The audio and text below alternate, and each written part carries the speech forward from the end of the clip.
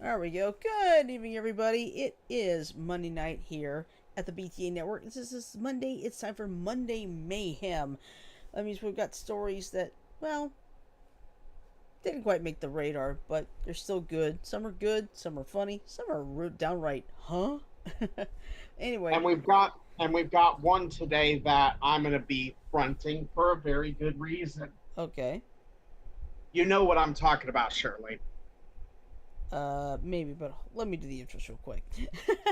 First of all, I'm your host for tonight. I am Oddball Extreme. I'm currently joined on line by three of my crazy cohorts. First, below me is our master and creator, Frodo. Hello, Frodo. What's up? Yes, with a brand new haircut, too. Mm-hmm. To my left, we have our resident joker, Mike. Hello, Mike. Hello, everyone. Happy Monday. Everybody run away. Mike's gonna cause us trouble. Below left is our itty-bitty Oreo Janet. Frodo. Hello, Frodo. I'll be right beside Mike. We'll be giving you trouble together. Yep. Hey. And finally, we have Sajo in the chat room, our man from the Bronx. So, Jan, You might want to angle your screen just a little bit down, because all we can see is your forehead. There you Well, go. I don't want the camera to fall off. Well, it's not going to. I have the. I just figured I'd let you know, okay? Yeah. Well, hey, it worked. Yeah, looks Now better. you can see my ugly mug. Hey. Could be a lot worse. I've seen a lot worse. All right, Frodo, I believe you got something up, right? Yep. So this last weekend, we had something come up that people are questioning, but I'm celebrating. Hmm? It has been officially determined based on Dow readings, Doppler on wheels readings, I saw it on the news. that the Greenfield, Iowa tornado from last month is now the strongest tornado in history. Mm-hmm. It was like And 300 and something. Yeah, the minimum speed, and this is what you really want to measure with, is the minimum speeds, because maximum speeds can vary, but the minimum speeds is what you really want to measure with, because that's the one that matters. Because that means that it doesn't go below that speed. So, I literally copied this from my amateur storm trackers group. The Greenfield data is done. It is now the strongest observed tornado on the planet. 309 to 318 mile per hour winds via Dow data, with a positive, negative, possible of up to another 10 miles per hour when you go down the funnel. So we're talking a possibility at max of 328 miles per hour. The reading for 309 to 318 was done 100 feet off the ground, and yes, it is the strongest. Then it's the 1999 Moore. Then it's the El Reno Piedmont. So what happened during that event? I was sitting here. I was monitoring shit. I had on my TV Ryan Hall. And I'm going to tell you a little story about Mr. Hall. If he goes silent during a tornado event, watch out. Shit's not It's just on top of him. No. It means he's scared shitless for the people that are in the line of fire. Yeah, it's like James. It's like around here we have James Spann. The minute he takes off that jacket, you see his suspenders. This is serious. Yeah, for when Ryan Hall, if he can't say anything about an event, you're no. Yeah. Oh, before you go on, Saju said, by the way, there was a tornado this past weekend in Hartford, Connecticut. Yep. But getting back to Greenfield, I was watching that funnel. Do you have the ability to put YouTube up, Shirley? No, actually, I don't. Remember? You don't? I can't. Because we're streaming right now. No, I mean, you should be able to put up a second stream YouTube and put it up on the show. Let me see. Hold on. Wait a minute. Because I can use what I want Firefox. Yes, use Firefox. Okay. So what I want you to do, if you would be so kind, is look up Reed Timmer Greenfield. Okay, and hold then on. look. Okay, Reed Timber Greenfield. It's a good storm chaser. I've seen some of his stuff before. Yeah. And I want you to look for the one that says strongest tornado in history. Found it. Yep. Okay. Let me see. I want everyone to pay very special, close attention to the funnel system. Okay. And it's not just one funnel that we're looking at here. Okay. Give me a second here. I hope I can do this. Craig just joined the chat. Said, "Looks like someone got a haircut." Maybe. Yeah, Who? I did. Who I said needed that? it. Fred, No. Oh crap! I may not I be needed able the to. haircut. Hold on. You have to bear with me.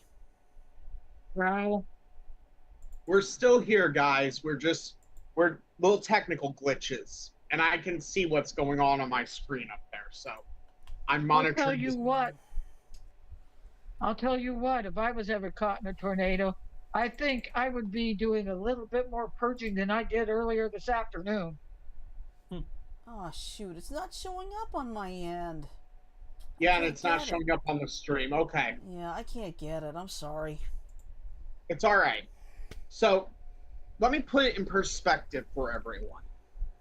Go ahead and get back to normal mode. I Shirley. already got it. Already got it. Okay.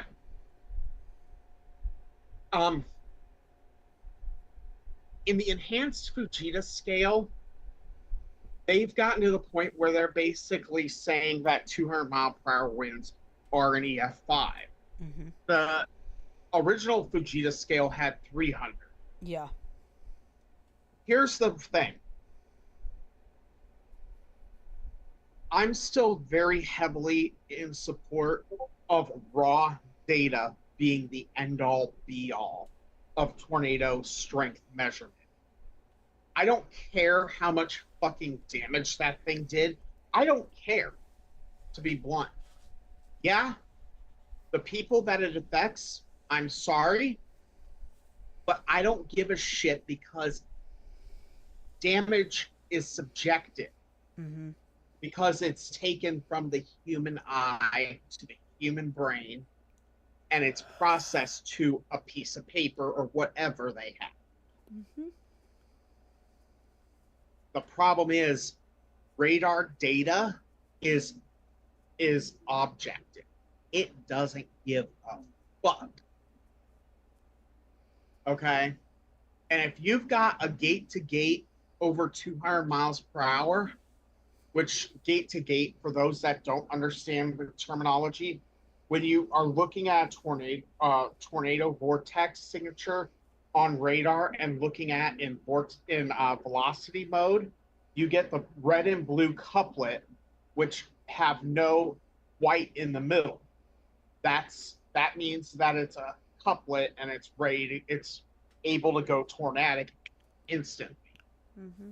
If you have at the highest point and the lowest point of that couplet a measurement that adds up to over 200 miles per hour or so, so like if you have the away couplet showing 185 and the max on the towards couplet showing the same but in a negative, okay, you drop the negative and you add them together. That would be about 370. Yep, a 370 mile per hour tornado, which would blow the fucking roof off of anything. What's up, Jam? couplet. What is a couplet? Now you're talking. I'm asking Okay. I'm asking as a non-weather chaser. Okay, you've seen the red and blues on the red and greens on velocity radar before, right? Right. Where red is going away from the radar site and green is going towards the radar site. What a couplet is when the red and the green are smashed right up next to each other with no interceding white, with white being like 0. So when you have points of a storm where the red and green are touching, we call those couplets or vortex signatures. Okay. And when you have a vortex signature, it tells you that you've either got a very good mesocyclone forming or that mesocyclone is going to grow, or number 3, there's a tornado. I'm Number trying to, 4, you're trying to- up shit creek. Yeah, I'm trying to find an image that would, be big enough to Come see on on the in, Buck. screen, but I can't seem to find one. Okay. Hold on, let me see if I can find one really quick. Oh, wait, open image, new tab. Okay, I think I got it. Good girl. Okay, I think that'll work. Perfect. Okay. All right, I can share this now. Okay, articles. Okay. Come on.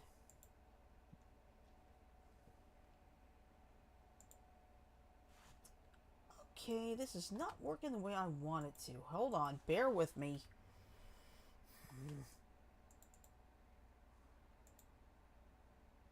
Here's a great website I just found, Shirley.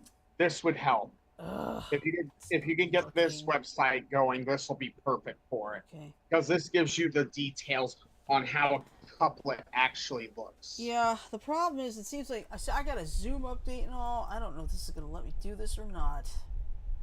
Well, we'll wait till next time to explain this. Yeah. But here's the gist of a couplet versus non-couplet situation, Jan.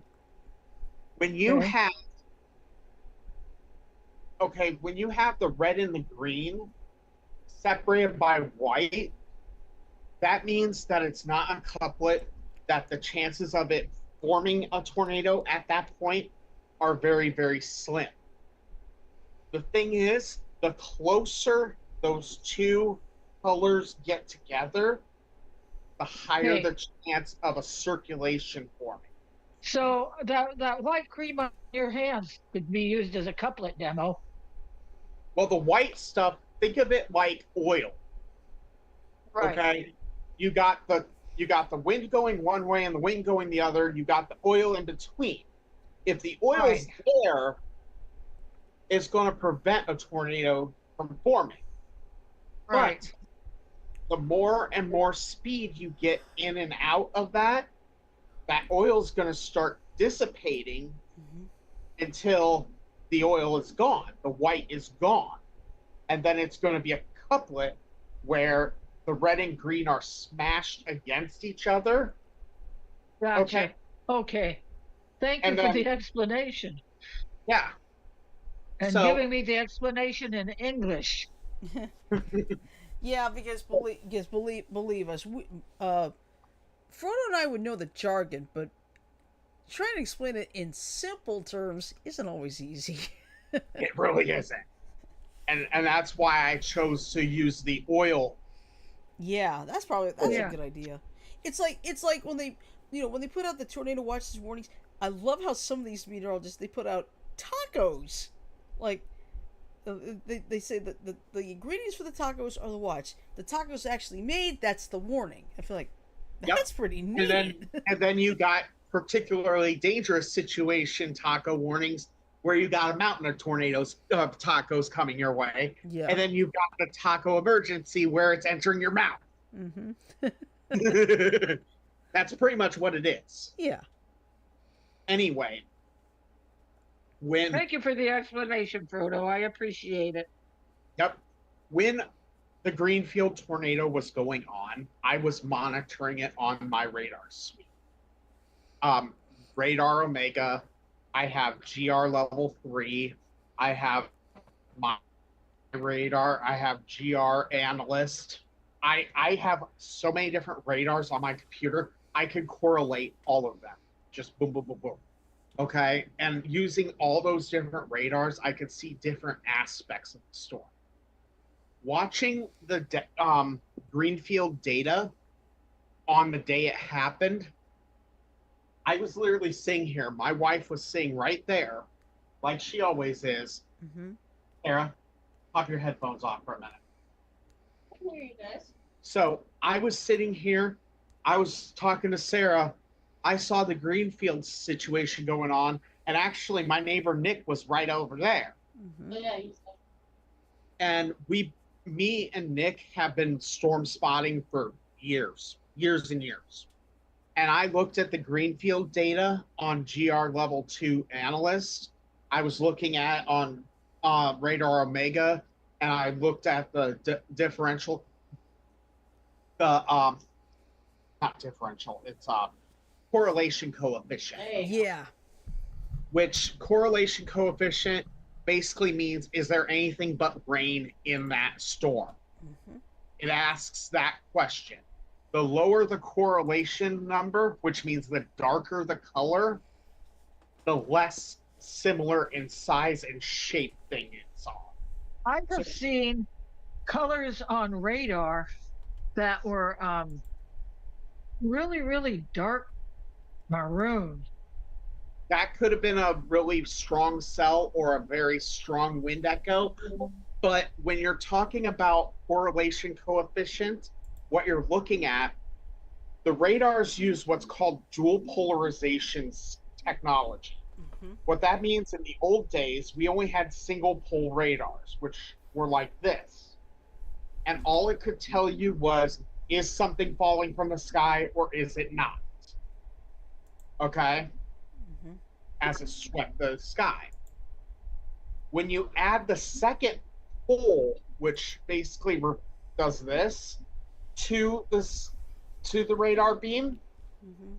everything that the radar beam touches, it measures. So, like, it'll know the relative size of raindrops, and if there are bigger raindrops, it'll know that too. But it'll also be able to tell the difference between a raindrop, a piece of hail, a piece of snow, a piece of grapple, and those are hydrometeors, as we call them, basically water-based things that fall from the sky. Yeah.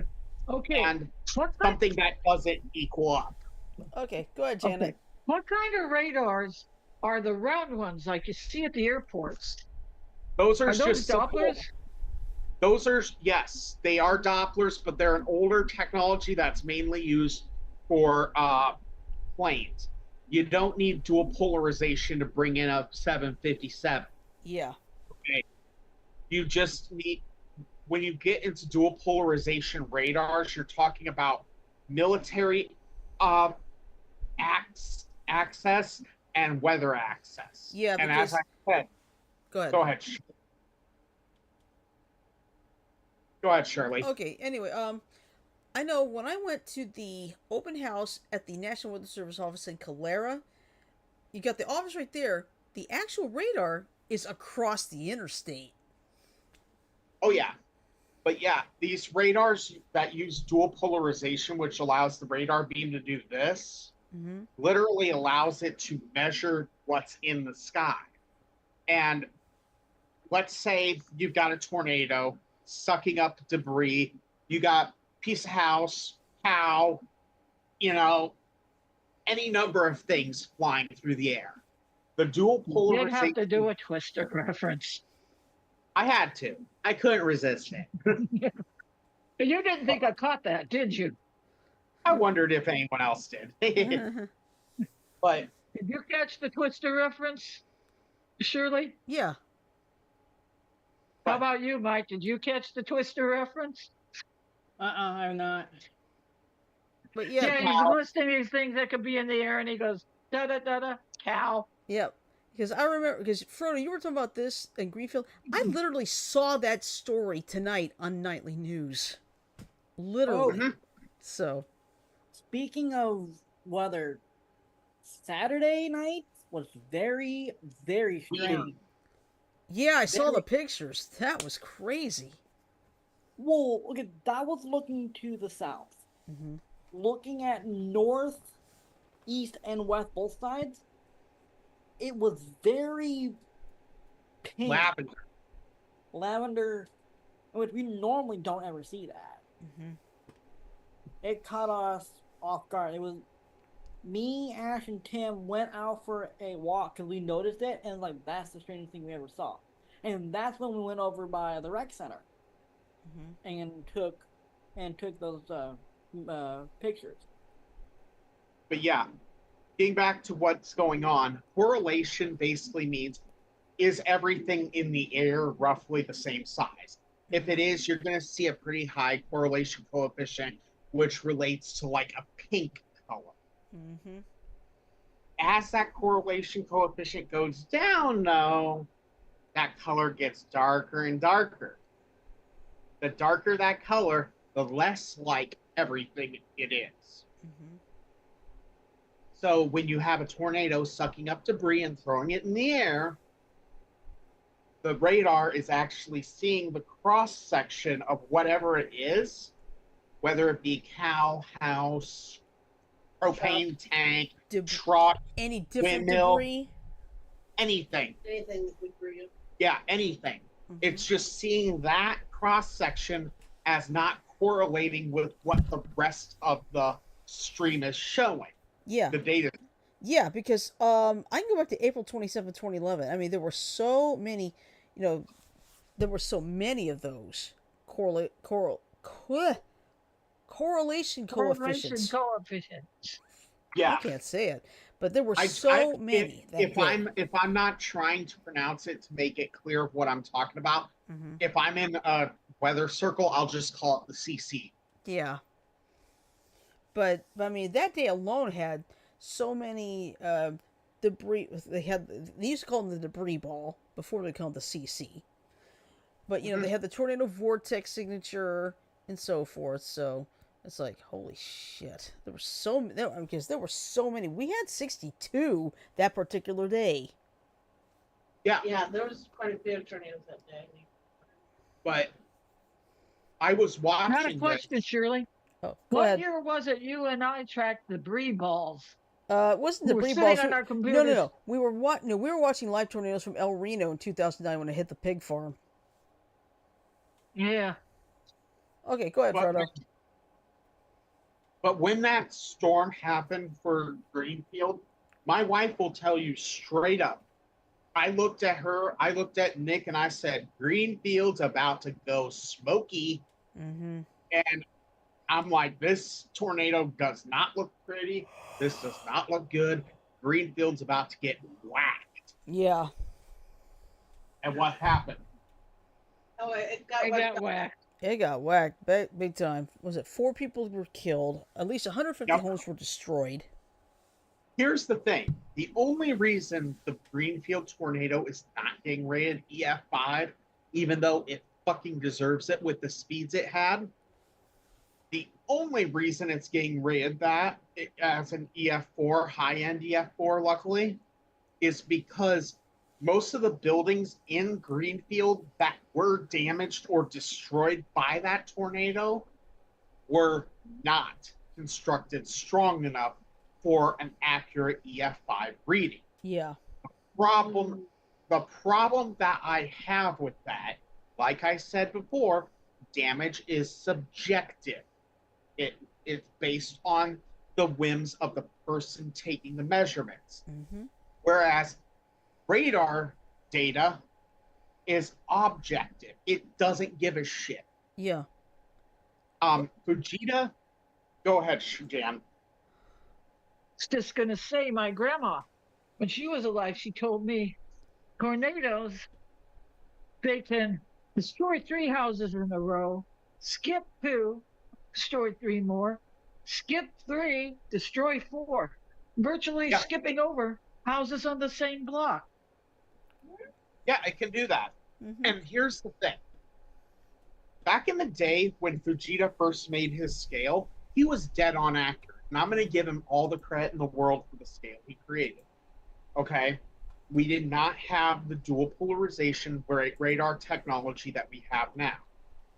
We did not have the ability to pick out pieces of debris in the sky and track them in radar and actually see how fast they were moving so that we could get a good, accurate wind speed.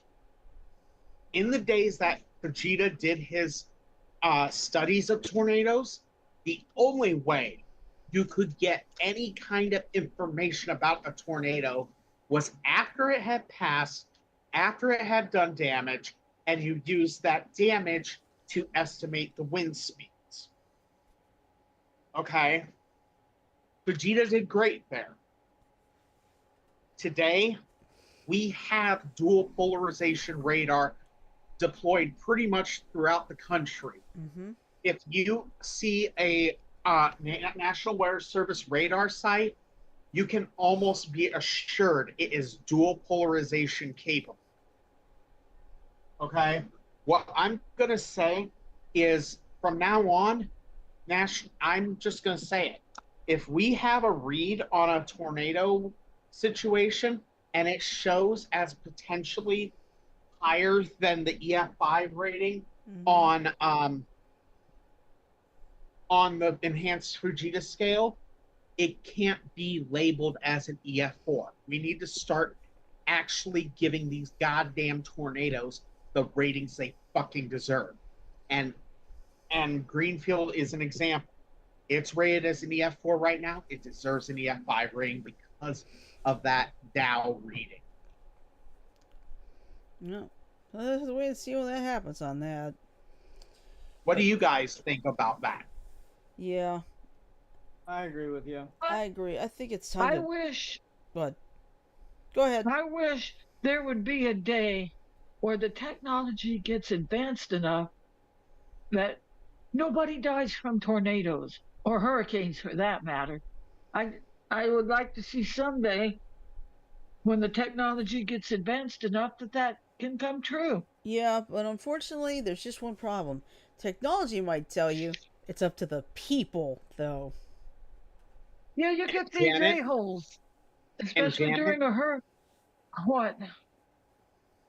Here's the thing. Us weather spotters, I'm going to let you in on a little tiny little secret that not a lot of weather spotters or storm spotters will tell you, but I'm going to tell you right now. Shirley and What's Mike that? will vouch me out on this when I say it. Our ultimate goal as storm trackers, as meteorologists, as weather scientists, is to make it so that nobody, and I do mean nobody, dies from a meteorological event. That's our ultimate goal. Am I right, you guys? Yeah. Correct. Okay, Janet, I think you wanted to say something else, right? No. Okay. But I just want everyone to realize that that is a true statement. Let's see. Everyone, Craig said, my everyone- family used to chase storms and tornadoes. LOL. our goal is to not have to worry about people getting hurt. Our goal is to make it so that people take our warnings seriously. The problem is there's always the unpredictability of the human condition. Yeah. So I would like to request that anyone who knows a weather spotter, a storm chaser, a meteorologist, any one of us, anyone that does weather stuff, remember, all of our ultimate goals is to not be needed anymore.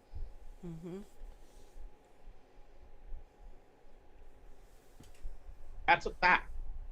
Yeah, that's true. Would you agree with me on that, Mike? Yes. But we are still needed because the National Weather Service needs ground truth. Exactly. Okay. Go ahead, sure. Whatever you got next. Okay, well, we got 5 stories to choose from here. 1. Environmental protesters spray orange powder paint on Britain's Stonehenge. Second one is Slidell man accused of placing hidden cameras in Orange Beach condo. And then Maryland couple dies during extreme heat on Hajj pilgrimage in Saudi Arabia. That's number 3. Let's see. Noah Lyle's Yu-Gi-Oh cards at the U.S. track and field trials. That's a fun one. And a weird one where one baseball game ended on a pitch clock violation. What violation? A pitch clock violation. Okay. Which means they were too damn slow pitching. Yeah.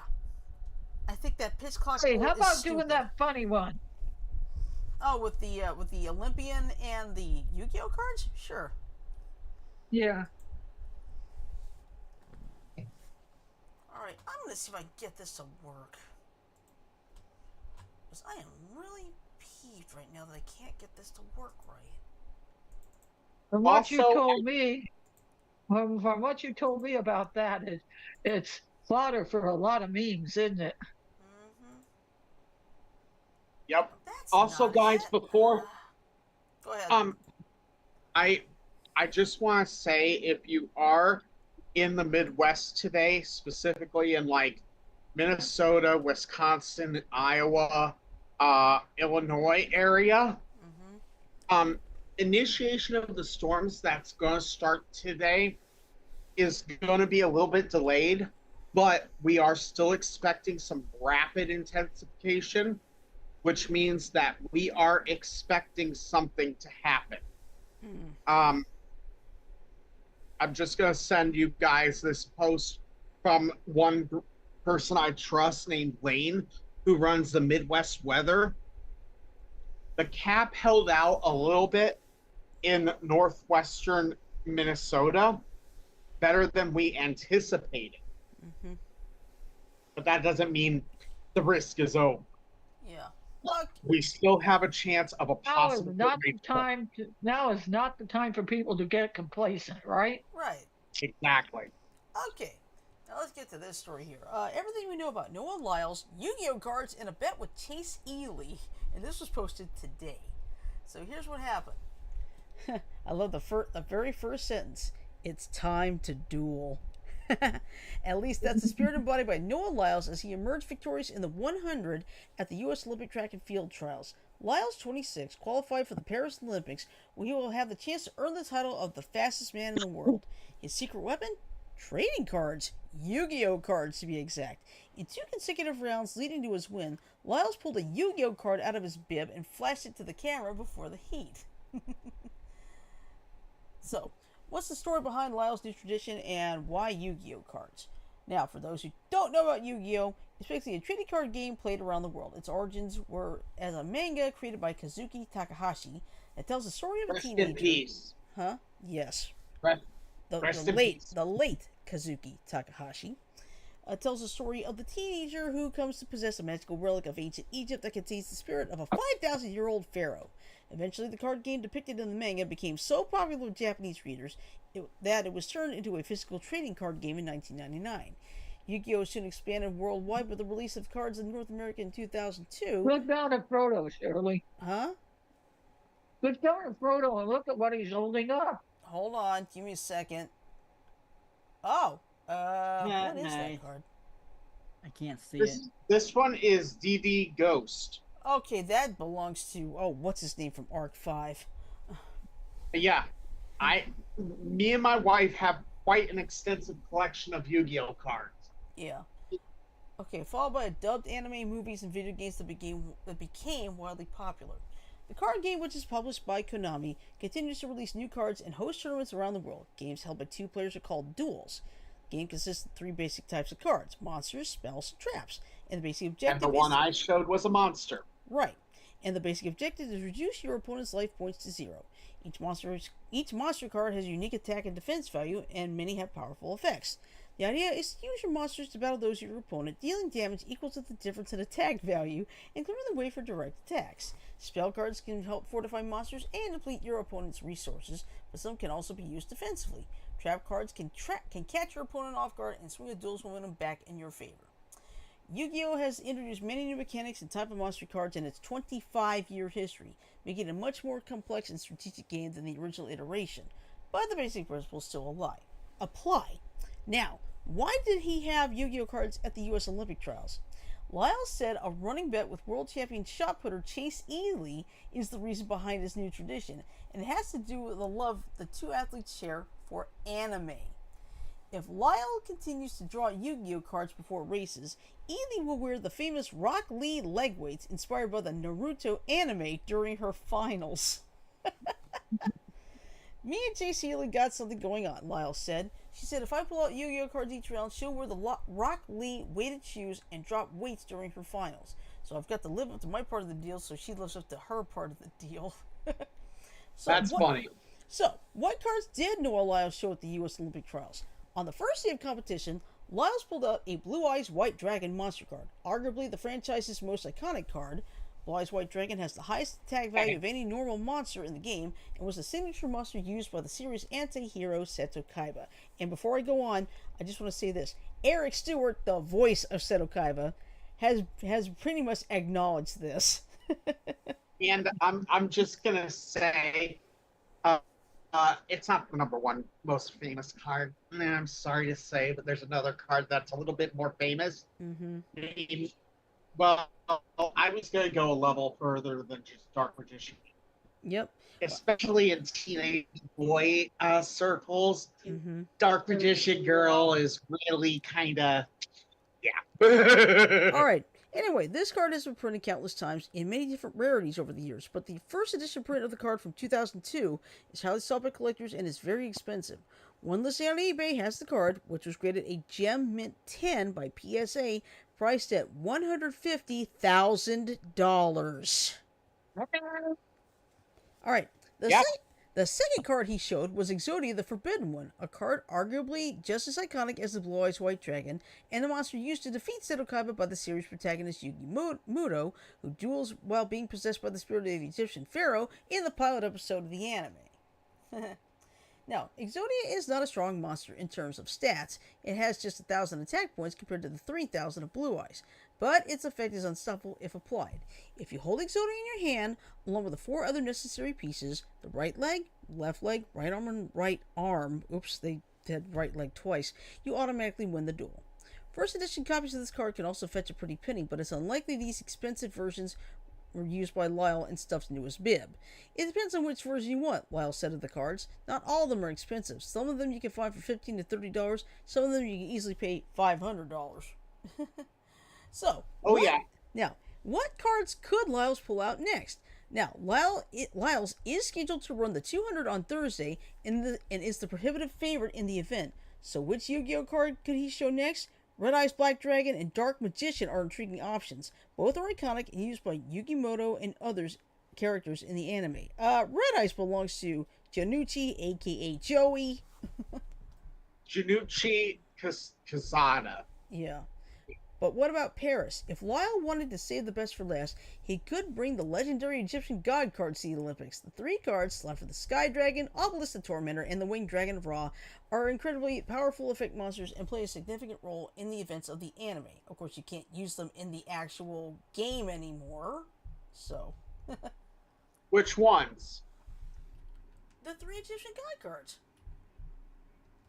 Yeah, you can.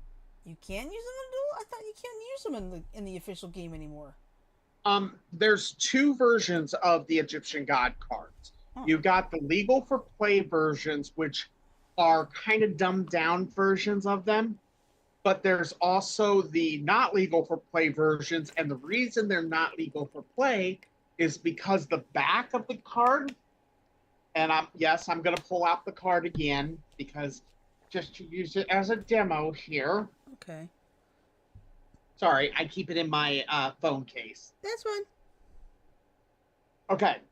Every Yu-Gi-Oh card that gets released in America or any European country looks exactly like this on the back. Mm-hmm. Okay. The problem is the original God cards that got released that were promotional cards. Mm-hmm. Had the color of the. Hold on.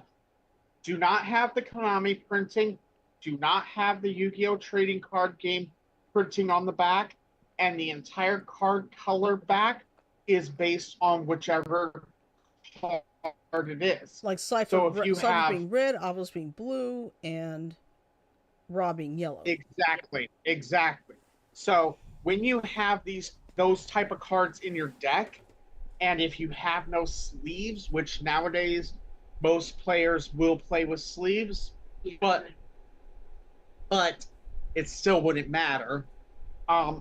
You can't be able to tell what a card is when it's on the top of your deck.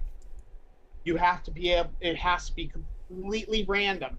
There's only a very few select cards in the game that allow a card to be flipped face up inside the deck. One of those is Parasite. Yeah. What bullshit nature? Convulsion just flips the whole deck. It doesn't flip an individual card. So, yeah, there's a few ways to flip cards in the deck, but for the vast majority of the time, you're going to be playing with sleeves, but those 3 cards, the ones with the gold, like the colored fronts and the colored backs, are absolutely not allowed. Okay.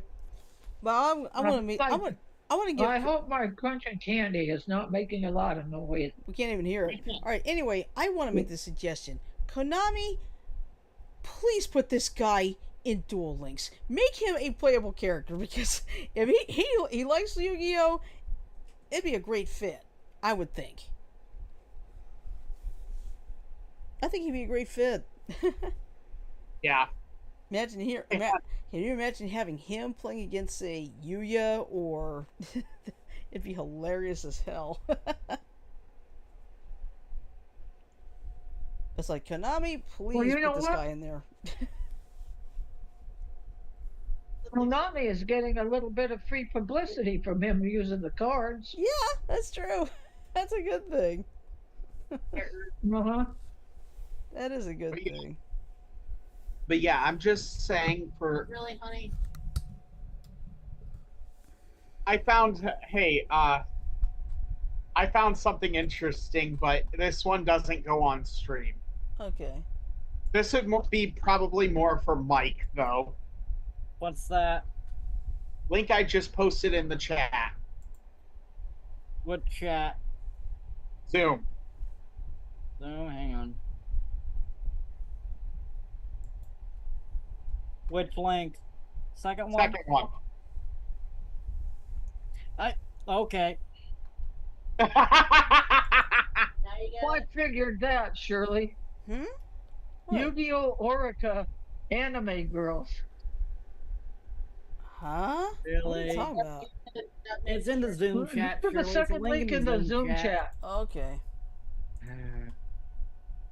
Yeah, it's meant to be for fun, but yeah, the orcas are...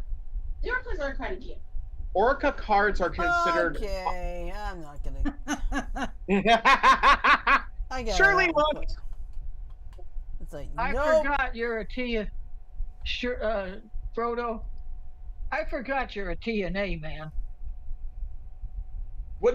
Isn't most guys? Oh, thank goodness I didn't have that up. Whew. That's what if we did, we'd be in trouble. No. Yeah.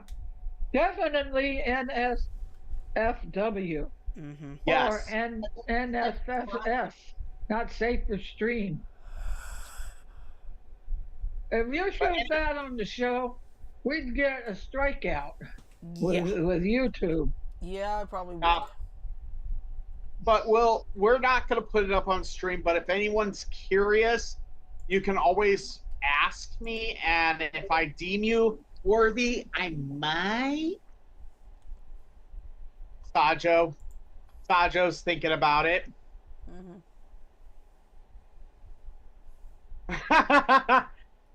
Yeah.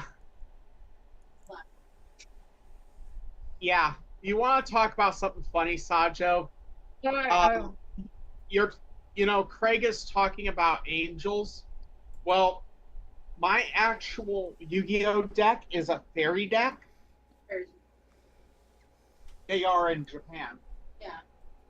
Not here, because heaven forbid. Yeah, that's one of the weird fucking censorships we got. Mm-hmm. Angels are now fairies. Demons are now fiends. Ah. But yeah. Frodo, I clicked on that first link, Weather Radar Fundamentals, that you put in the chat, and I think I see an example of a couplet. Yeah, on that you do. picture. Okay. Okay. Yeah. All Well, that right. explains it. Okay, go ahead, Shirley. Okay, what do you want to do next? The Slide Old Man accused of placing hidden cameras. Maryland couple dies during extreme heat. MLB fans couldn't believe Rockies national game banned on a pitch clock violation. Or the environmental protesters spray orange powder paint on Britain Stonehenge. I would say do the extreme heat one, Okay. just to give a warning to all the people out there who think it's okay to go out in the heat. Yeah. So, this was And we'll do posted. the Stonehenge one after this one. Okay, because I'll tell you right now, we only have 13 minutes. So, Oh, at least this is working now. Thank you. Alright. Maryland couple dies during extreme heat on Hajj pilgrimage in Saudi Arabia. Excuse me. Alright, so. Now, this is brace yourself for a shock on this one. A Maryland couple was among the more than 1,300 people who died during extreme heat at the Hajj pilgrimage in the Middle East. U.S. Senate candidate Angela Also Brooks confirmed in a post on X, formerly Twitter, that Alhaji Aliyu Dawsi and Haja Isatu Wuri died during a trip to Saudi Arabia. Also Brooks said the couple were both actively involved in their community. The woman was a volunteer for Also Brooks' campaign, a spokesperson confirmed. Alhaji Aliyu Dawsi and Haja Isatu Wuri passed away during a pilgrimage to Mecca due to the severe heat, Also Brooks said in a statement. Haja Isatu Wuri was an incredibly active member of our community. She was involved in several community organizations, making transformational impacts that were felt both locally and globally. Our thoughts and deepest condolences are with their families during this difficult time. Their loss is profound, and they will be deeply missed. Now, the couple... now were they in America and went to Saudi Arabia for Yes. the race? Yeah. Or were they Saudi natives? No. Well, I don't know where they were from, but see, they were from Bowie, Maryland, but it was believed they had died of heat stroke in 110 plus degree temperatures in the sacred city of Mecca in Saudi Arabia. All right. It's kind of like those idiots who do that race across Death Valley. Mm-hmm. The ultra marathon. Yeah. Let's see. All we know is that it was natural causes, and someone from the U.S. Embassy advised the natural causes could have been due to heat stroke, which, based on the temperature, people were saying it was 110 degrees. Their daughter, Saida Wuri, told CNN, there are millions of people, and they have to walk long hours. It was more likely it was heat stroke for both of my parents. All Muslims are required to make the Hajj once in their lives if they are physically and financially able to do so. Many wealthy Muslims make the pilgrimage more than once. According to the Quran, Islam's holy book, the rituals largely commemorate the accounts of Prophet Ibrahim and his son Prophet Ismail, Ismail's mother Hajar, and Prophet Muhammad. According to CBS News, the Hajj, the timing of which is determined by the lunar Islamic calendar, fell again this year during the oven-like Saudi summer. Every year, tens of thousands of pilgrims attempt to perform the Hajj through irregular channels as they cannot afford the often costly official permits, CBS News says. This group was more vulnerable to the heat because without official permits, they could not access air-conditioned spaces provided by Saudi authorities for the 1.8 million authorized pilgrims to cool down after hours of walking and praying outside. That's inhumane. Yeah. Sadia Wuri said her parents saved up their life savings for this excursion. They saved up their life savings. I think it was about $11,500 per person that they saved their entire lives to embark on this journey, she said. They didn't receive the proper preparation and proper documents. It was just a nightmare experience of a trip. And that's the end of the story. They didn't play by the rules then. Yeah. They didn't get the necessary permits. They couldn't. Because that alone, they have to pay for that, and that costs a lot. So. All right. Whew, I'm getting hot.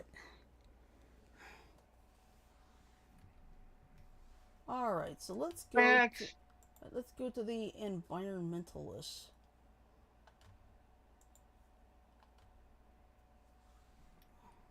Now this was back on Wednesday. So let's go over here. Although that's working. I'm surprised no one's noticing. Huh? Maddie! That's what I just noticed. Maddie. Hi, Maddie. Jeez, Frodo, what happened to your face? It's been taken. Oh, you Frodo's go. face has been taken over by Maddie. Kidding. Hold on just a second. Hold on Okay. just a second. Okay.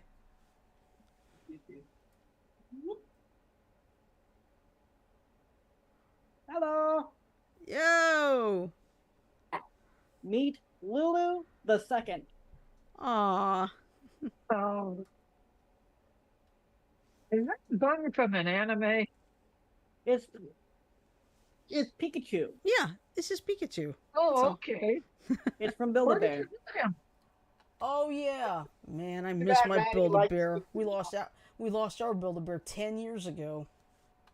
I think we still have one in I have a Coralville. Pikachu Squishmallow. It's They're not a about Squishmallow. $35-$40. Yeah. It's, Oh, whoops. it's not a Squishmallow. It's a Build-A-Bear. Okay. I there we go. know. All right. All right. Next Okay, here story. we go. Environmental processors spray orange powder paint on Britain Stonehenge. So, I'm just gonna I'm gonna preface this by saying I may not be a big fan of I'm not a big fan of people who do this to historic monuments. So this one kind of does piss me off. yeah. All right. So, anyway, environmental protesters sprayed an orange substance across part of Britain's Stonehenge on Wednesday afternoon. This was last week. British environmental activist group Just Stop Oil posted video of the incident on the social media platform X, showing two of its supporters spraying three of the stones within the prehistoric megalithic structure on Salisbury Plain in southern England's Wiltshire County. Both people were subsequently arrested, according to the group, which also posted video of police taking the two campaigners into custody. Hold on a sec. Yeah. Wiltshire police confirmed in a statement Wednesday that its officers responded to the scene at Stonehenge and arrested two people on suspicion of damaging the ancient monument. Hold on. Let me get water. Hold on. An investigation into the incident is ongoing, the police department said. Just Stop Oil wrote in a post on X that the sprayed substance is the orange powder paint and is made of cornstarch, which will wash away in the rain.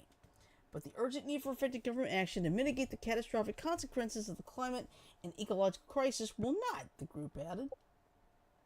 A Just Stop Oil spokesperson said in a statement Wednesday that the action at Stonehenge came as the group demands the British government commits to a legally binding treaty to phase out fossil fuels by 2030. A spokesman for the English Heritage, the charity that cares for Stonehenge and hundreds of other historic sites in England, confirmed to ABC News that orange powdered paint has been thrown at a number of stones at Stonehenge. Obviously, this is extremely upsetting, and our curators are investigating the extent of the damage, the spokesperson said in a statement Wednesday. Stonehenge remains open to the public. Stonehenge is a UNESCO World Heritage Site and is one of the most popular tourist attractions in the United Kingdom. Just Stop Oil has become known for its disruptive environmental protests across the UK, with its supporters causing closures on major roadways and public transportation and even vandalizing famous works of art in galleries and museums. So, that's the end of that story. Ooh, crazy. So here's a little bit of something that even though I'm pretty much a master of The Legend of Zelda Ocarina of Time, Sarah can tell you firsthand that I did beat the game deathless. Honey. Didn't I beat Ocarina deathless? Yes. Okay. But in the water temple, Mike, of Ocarina of Time, if you go to Gerudo Desert first and get the ice arrows, Yep. you can go back to the water temple, and you know that part of the level where you have to climb the hill with the sliding spike traps? Yes. Use ice arrows. Okay. It'll freeze the spike traps. Oh, nice. Okay. Alright. Got time for one more story. This is a quick read. And we'll take care of that pitch clock violation weird win next time. Alright, so. Slidell man, the Slidell, Louisiana man, accused of placing hidden cameras in Orange Beach condo. And I'm talking Orange Beach, Alabama. So we had hidden cameras in 2 places. Alright, so here we go. A Slidell man is facing several charges of voyeurism after allegedly placing hidden cameras in 2 separate locations across state lines. Slidell police arrested Jonathan Bethencourt and charged him with 11 counts of video voyeurism. Investigators say Bethencourt placed a hidden camera disguised in a smoke detector inside his Slidell bathroom. According to police, it was a nanny who worked for Bethencourt who made the shocking discovery. Alyssa Glavin said she's worked with Bethencourt's family for 6 months and always felt uncomfortable. Glavin says she noticed something wasn't right when the smoke detector was in the bathroom. I was like, this can't be real. And when I saw the SD card, I was like, oh my god. There was also a QR code on the back which I scanned, and it said how to set up your iSpy camera, Glavin said. That's when it really sent me, and I started freaking out, and my heart was beating really fast. It's such a scary thing, and finding out there's multiple victims, and that he had it in his condo in Orange Beach, which they invited me to go with them to that condo, was even scarier. Glavin says once she discovered the camera, she immediately went to the police. Investigators say evidence revealed multiple cameras at the Slidell home and a condominium in Orange Beach. Police say there are other victims. Glavin fears this has been going on for several months and hopes this serves as a warning to... Oh, sure. Sorry. That's right. You're fine. We didn't hear anything. Glavin fears that this has been going on for several months and hopes this serves as a warning to other victims. Just nannies be aware. And if anything seems odd, trust your gut, she said, because I have a gut feeling and it took me a while to realize how serious it was. Bethencourt was booked into the St. Tammany Parish Jail in Slidell last month. He has since posted bond. It's still unclear where the condo is in Orange Beach. Fox 10 News reached out to OBPD but were told there were no reports on the incident. Slidell police are still looking through substantial amounts of video surveillance and additional charges are expected. So is that Fox 10, our local 10? No, I think it's Fox 10 in Mobile here. Okay. But so we do have a sister station there in Alabama, another sister station there. Yep. Oh, and Sadra just reported this. Florida Panthers are the Stanley Cup champions. All right. Yay. That's cool. Well, all right, we'll save the pitch clock violation for next Monday because the game ended because he took too long to pitch. I think that's a dumb rule. All right, so anyway, unfortunately, it's their rules. Yeah. All right, so Friday, interesting situation. What we're going to try to do is we're going to try to play Among Us first. If that does not work, we will go to Board Game Online. Okay. I hope you join us there, mister. Yeah, now, if we do Board Game Online, Mike would rather be in as a spectator, which I believe that's perfectly fine. I have no problem with that. Yeah, it's not my kind of game. Yeah, that's fine. That's not a problem. Although I'm still gonna fucking torture whoever's on there. Yeah. I know one thing's for sure. Shirley loves the flying devil. Yeah, but in all seriousness, we're still trying to figure out what happened Friday because 3 people got kicked out, 2 people got banned, and that should not have happened. No, that should seriously not have happened because all of us were playing. Most of us were playing Saturday. Nothing happened, but then we weren't live either. So, yeah, maybe for the time being. We should save our Among Us rounds for Saturday. Yeah, that might be a good idea. All the cave trolls are in the game on Friday. Right. Well, we'll see what happens on Friday. We'll try it once. If that doesn't work, we'll switch over to Board Game Online. Fair enough? Yeah. Hey, Jan? What? I'm going to make sure you get plenty of devil butt time. Well, anyway, congratulations to the Florida Panthers. By the way, it is going to get really, really hot for the Southeast for the next week or so. As I already know, tomorrow's going to be 99 degrees here. Good. It's going to be hot. Frodo left. Yeah, he already left. He said he was going to leave. All right, so anyway, basically, that's our plan. I don't have Yu-Gi-Oh until next week, and that's going to be Master Duel. Oh, and also next Thursday it's the 4th of July already. We'll be Yep. halfway through this year already. Yeah, and I'm gonna have to stay up late with Princess because we have everybody that sets off Walmart fireworks in the middle of the street, Yeah, well and it here, usually lasts for about 15 or 20 minutes. we do not have fireworks at the Walmarts. We have like specific fireworks stores. There's one on 231, and Janet, you know that one on the interstate we've passed by Yeah, before. heading towards the Hyundai plant. No, it's headed towards the Atlanta airport. But Yeah. but one thing I have to watch out for. Last year, some idiot decided to shoot fireworks in our cul-de-sac. I called the police. Now, I did not call 911. I used the regular number. So hopefully this year that's not going to happen again. We'll just have to wait and see. All right. So anyway, that's your game plan. So I'm going to play the ending. Hang on for 15 seconds.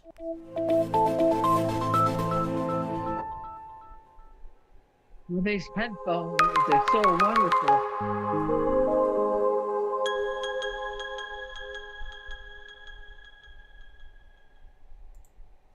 All right. So with that in mind, I'm going to say love, peace, and chicken grease. Everybody have a great night. Sleep well. Stay safe. Stay cool. And we will see you Friday for Among Us and BG and Board Game Online as a backup. So sleep well. Peace out. Night, y'all.